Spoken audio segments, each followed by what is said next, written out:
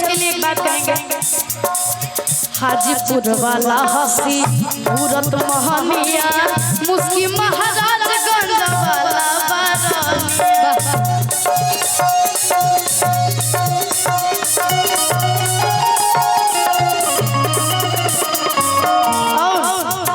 बक्सर के बिंदिया सतलू चंपारण के चश्मा होला गेलू सुगनी।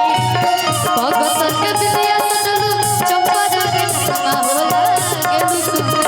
तकौना जिला के जिलेबी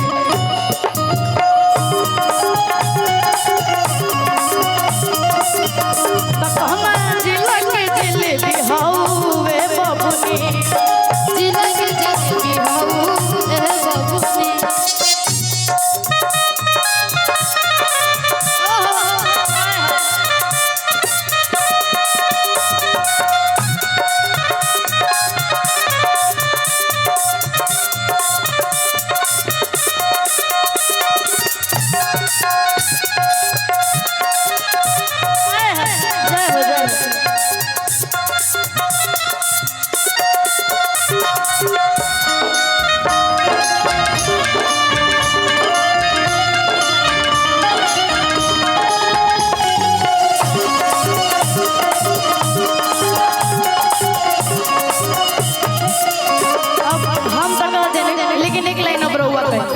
भैया कि तोहरा बिना खाना पीना लागे राजा के बेकार हा।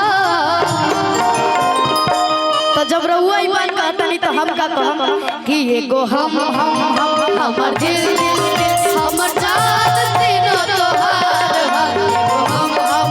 हमर दिल हमर जान तीनों तोहार हा। तोहरा बिना खाना पीना तोहरा बिना खाना पीना लागे राजा के बेकार हा। एगो हमर दिल हमर जान तीनों तोहार हा। एगो हमर दिल हमर जान तीनों तोहार हा।